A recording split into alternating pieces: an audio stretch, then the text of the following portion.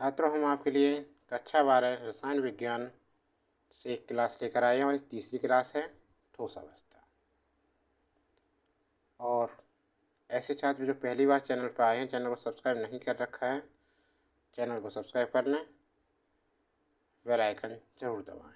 देखिए पहला प्रश्न देखिए, जब किसी घनीय जालक के केंद्र पर स्थित परमाणु विकर्ण पर उपस्थित अन्य दो परमाणुओं के संपर्क में हो तो घनीय संरचना की संकुलन क्षमता की गणना कीजिए। तो घनीय संरचना की संकुलन क्षमता की गणना कीजिए। देखिए कैसे करेंगे, इसका आंसर देंगे।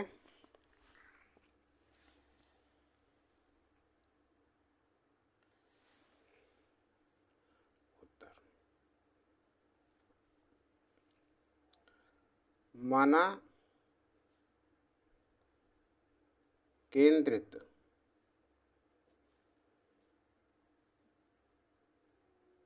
घनीय जालक में माना केंद्रित घनीय जालक में केंद्र पर स्थित परमाणु विकर्ण पर व्यवस्थित अन्य दो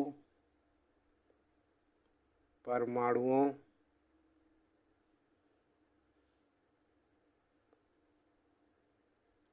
के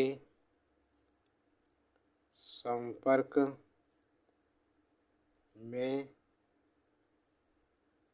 होता है।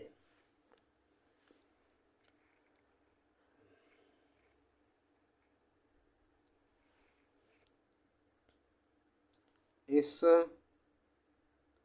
घनीय संरचना की संकुलन क्षमता की गणना निम्न प्रकार से की जाती है। सबसे पहले एक फिगर बनाएंगे, इसके बाद यहाँ फिगर बनाएंगे, घनीय जालक श्रृंखला बनाएंगे। तो देखो कैसे बनेगा ये।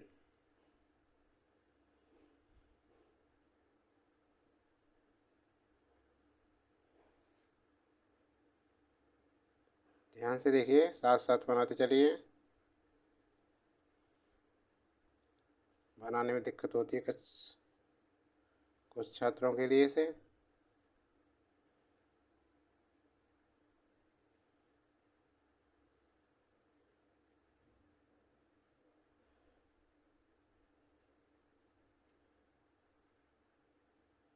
कुछ नहीं है घनीय जालक को बनाने में, बनाते चल रहे हो ना साथ साथ। ये है,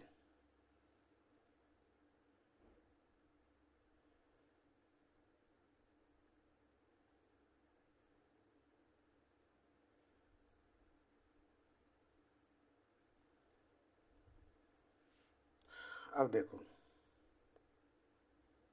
यहाँ वृत्त से खींचेंगे, बनाएंगे। नंबरिंग दे दें इसे, तो नंबरिंग है इसकी A B और C D E F G और H हुए।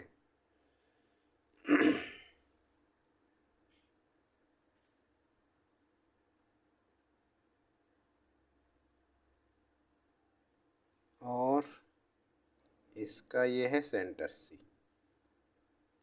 ठीक है ना। यहाँ से यहाँ तक 2R दूरी इसकी, और और आर त्रिज्या के क्या हैं, वृत्त खींचे सभी। तो देखो एक वृत्त हमने ये लिया, एक वृत्त हमने ये ले लिया इस कोने पर, एक वृत्त इस कोने पर लिया हमने, और एक वृत्त इस कोने पर लिया।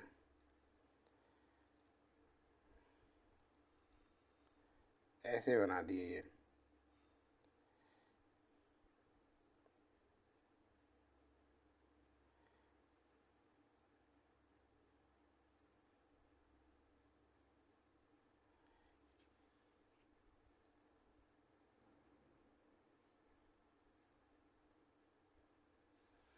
ऐसे बनाने के बाद फिर इसे क्या करें,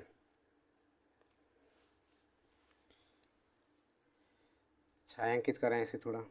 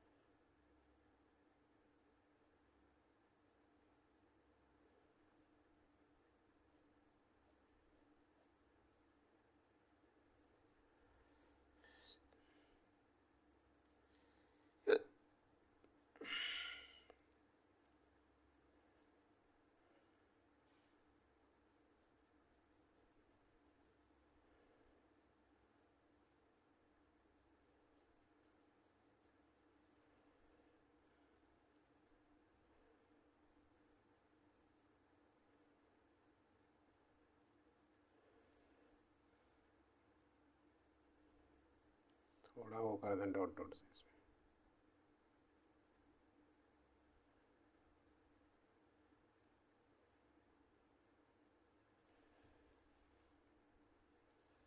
ये बनेगा फिगर, ठीक है। इसका नाम दे देखो यहाँ चित्र। अंतः केंद्रित घनीय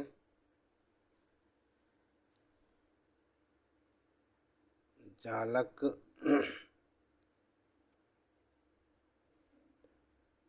कोष्ठिका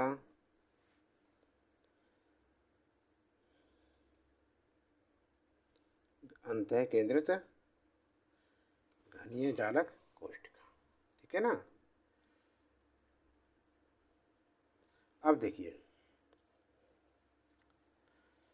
इस चित्र में, देखिए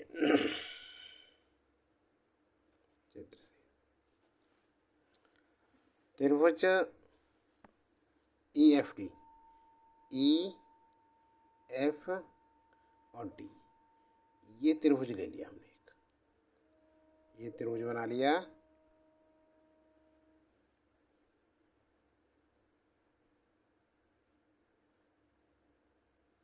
ई एफ डी में ये क्या ए भुजा है, ठीक है ना, त्रिभुज ए, और ये बी भुजा है, ठीक है। अब देखो त्रिभुज ई एफ डी में बी का वर्ग,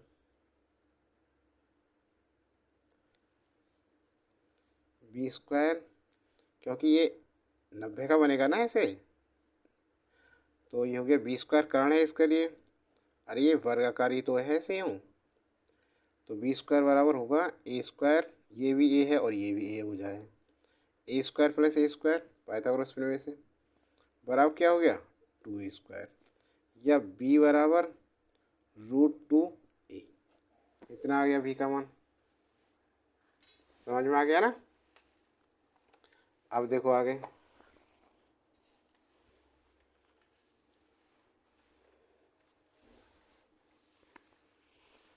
अब है त्रिभुज ए एफ डी में त्रिभुज ए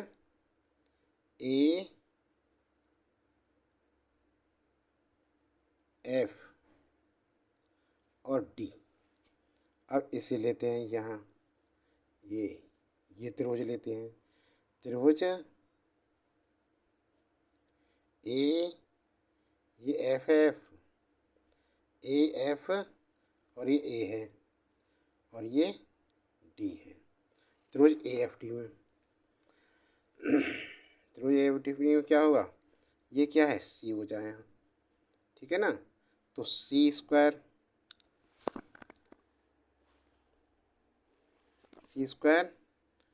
बराबर क्या होगा, ये भुजा क्या है, ए है, ये भुजा ए वाली ए है और ये क्या है, बी है, तो ए स्क्वायर प्लस बी स्क्वायर। और भाई बी बराबर बी स्क्वायर का मान क्या है, 2a²। तो हम इसे लिख सकते हैं सी स्क्वायर बराबर ए स्क्वायर प्लस 2a² बराबर 3a² और सी बराबर √3a।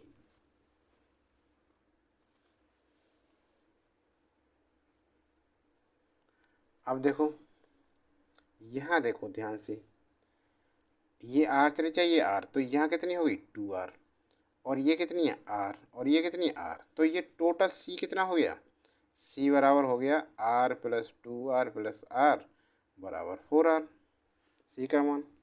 ठीक है ना। अब घने काय विकर्ण c की लंबाई 4r के बराबर है। ठीक है, 4r के बराबर है।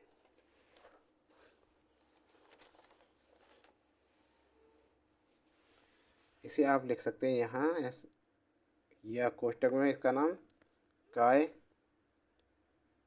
विकर्ण पर उपस्थित गोलों की ठोस परिसीमा द्वारा दर्शाया गया है। कि ठोस क्या है, इन वृत्तों के द्वारा दर्शाया गया था ये चित्र। ठीक है। अब काय विकर्ण सी की लंबाई कितनी है, 4r के बराबर। आर क्या है, बोलो, आर क्या है, आर ये जो गोले हैं परमाणु, ठीक है ना, उनका क्या है, अर्धव्यास है।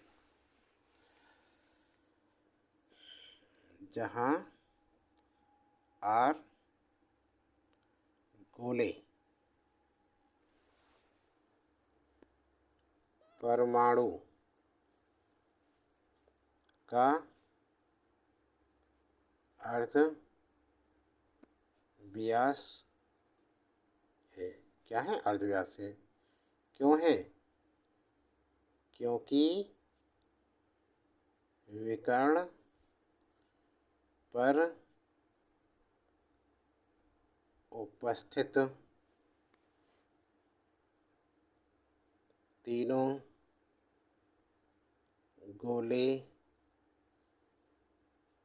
एक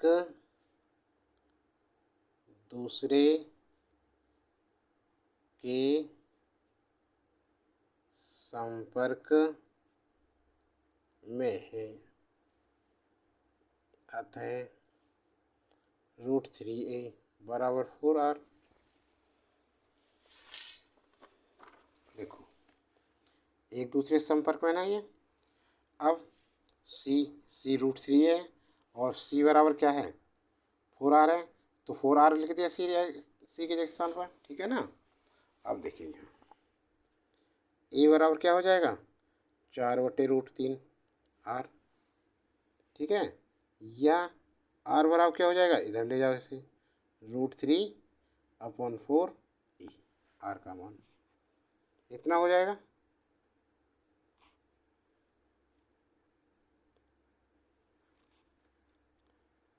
देखो, काय, यहाँ लिखो, काय विकर्ण सी की लंबाई 4r के बराबर है, जो एक दूसरे के संपर्क में है। 4r है, इसलिए क्या था ये, ठीक है ना। अब देखो r का मान आ गया। इसी प्रकार देखो, इस प्रकार की संरचना, इस प्रकार की संरचना में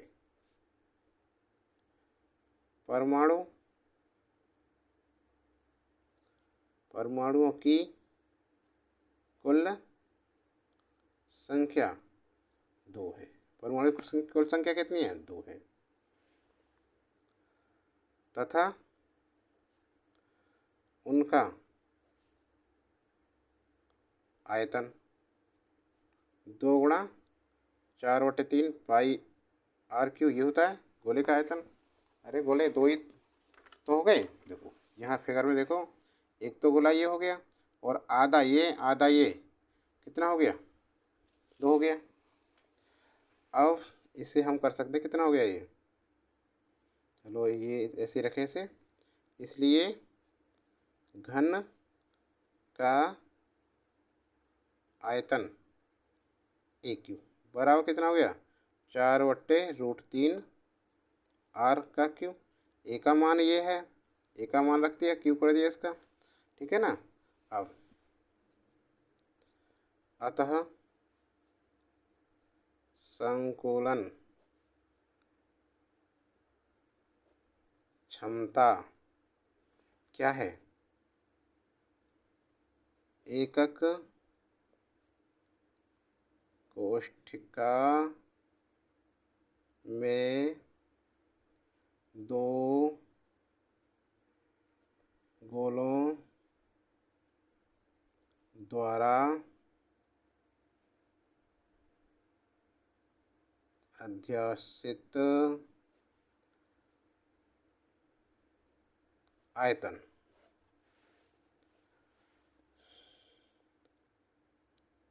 एकक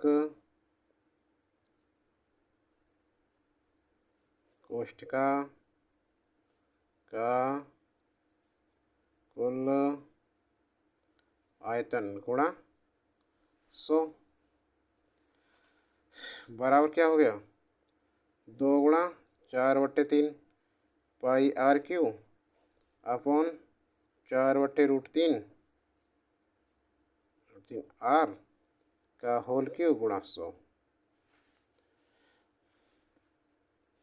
2 चौक 8/3 पाई r³ और गुणा 100 बट्टे कितना हो गया? 4 का क्यूब। 4 चौक 16, चौका 64, 64 r³ अपॉन 3√3 इसके कर देंगे, 3√3 हो जाएगा ये इतने। अब देखो इस 3 से 3 कट जाएगा, 8 1 8, 8 8 64 कट गया, r³ से r³ कट गया और √3 क्या है? ऊपर पहुंच जाएगा।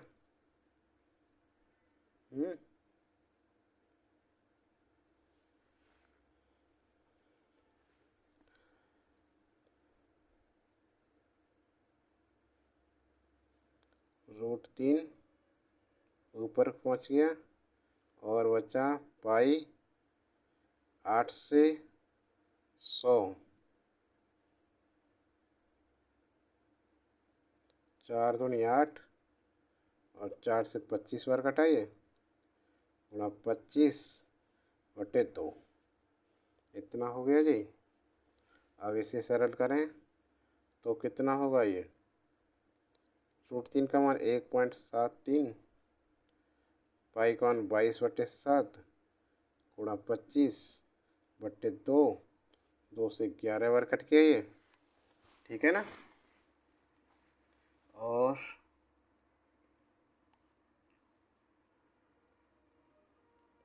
इनकी सभी की गुणा करें तो देखो क्या आएगा? 25 और 11 की गुणा करें, 11 पंजे 55, 5 11 22 और 5 27, 275, 1.73 की गुणा करें इसमें। अब 3 पंजे 15, यहाँ से का 1, 3 सत्ते 21 और 1 22, इसका 2, 3 दूनी 6, 7 8, 7 पंजे 35, 3 सत्तू सत्तू 49, 49 50, 51, 5 7 दूनी 14, 14 5 19 और 5 7 2, 5 7 10 5 15, यहाँ से का 1, 17, यहाँ से का 1 2 3 और 1 4 और 2 पॉइंट लग गया है यहाँ। तो ये हो गया 475.75 बट्टे 7। अब क्या करें हम, इसमें भाग लगाएं। 475.75 में 7 से भाग लगाएं। 7 6 42, 5 5 7 8 56, 7 7 49, 6 पॉइंट लग गया। 7 7 9 63, 4 5 7 6 42 और 3 0 7 चौक 28, अर्थात लगभग ये हो गया 67.964%। ठीक है, या इसे हम लिख सकते हैं 68%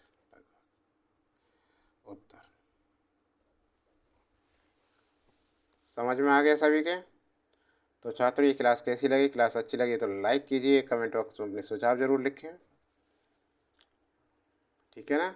और अभी तक चैनल को सब्सक्राइब नहीं किया है तो चैनल को सब्सक्राइब कर लें, और ऐसी अन्य वीडियो देखने के लिए हमारे चैनल की प्लेलिस्ट में जाएं, और चैनल की प्लेलिस्ट में 12th मैथमेटिक्स की, 12th फिजिक्स और 12th रसायन विज्ञान है, ये रसायन विज्ञान, 12th इंग्लिश, 12th सामान्य हिंदी और 12th इकोनॉमिक्स की क्लासें बनी हुई हैं, उन्हें भी देख सकते हैं। और यूपी बोर्ड में जाने से पहले, पेपर देने से पहले इन क्लासों को ज़रूर देखें, क्योंकि इन क्लासों से बाहर कुछ नहीं आने वाला जो करा रहे हैं। ठीक है, चैनल प्लेलिस्ट में जाकर क्लासें ज़रूर देखें।